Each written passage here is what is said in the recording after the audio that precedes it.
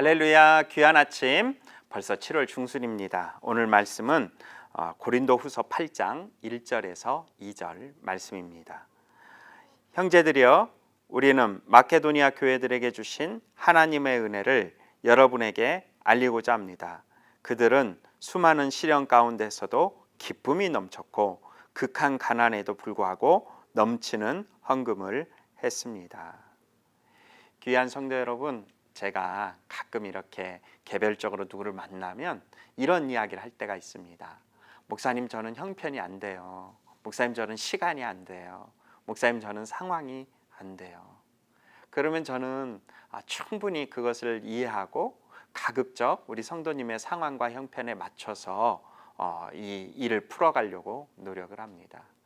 그런데 한편으로 조금 아쉬울 때가 있습니다. 제가 봤을 땐 충분히 상황과 형편이 되는데도 그 마음이 이렇게 힘들고 어려워서 사역이나 또한 섬김을 내려놓는 경우가 있기 때문입니다. 정말 어떤 모습으로 우리가 섬김과 헌신을 해야 될까요? 오늘 바울은 고린도 교회에게 마케도니아 교회 이야기를 하면서 그 헌신에 대해서 이야기를 합니다. 마케도니아 교회도 고린도 교회도 예루살렘 교회에 헌금을 하기로 약속이 되어 있었습니다. 그런데 마케도니아 교회는 오늘 본문 말씀에 보니까 수많은 시련 가운데에서도 기쁨이 넘쳤고, 마케도니아 교회는 가난한 교회였다고 합니다. 그래서 그들이 약속한 헌금을 하려면 정말 여러 가지 어려움을 넘어서야 되는 경우였어요.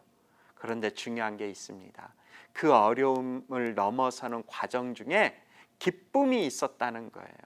비록 헌신을 하기 위해서 재정도, 시간도, 물질도 다 드렸지만 그 과정이 기쁨이 있었기 때문에 이 교회는 하나 되었습니다.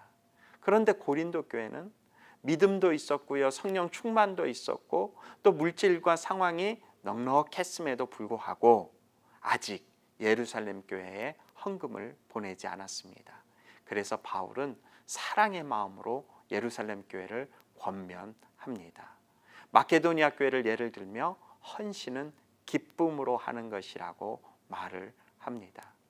귀한 성도 여러분, 형편이 어떠하든 상황이 어떠하든 지금 내 마음의 상태가 어떠하든 헌신하는 자에게 주시는 기쁨을 누릴 수 있게 되기를 주님의 이름으로 축원합니다.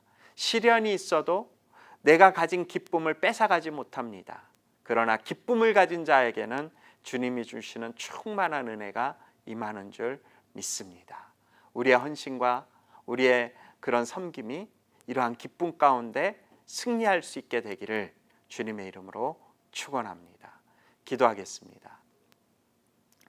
사랑의 주님, 오늘 마케도니아 교회가 헌신해서 그렇게 주님 앞에 기쁨으로 나아갔던 것처럼 우리의 삶도, 우리의 고백도, 우리의 섬김도 기쁨 가운데 기쁨으로 주님 앞에 드려지게 하여 주시옵소서. 예수 그리스도 이름으로 기도하옵나이다. 아멘.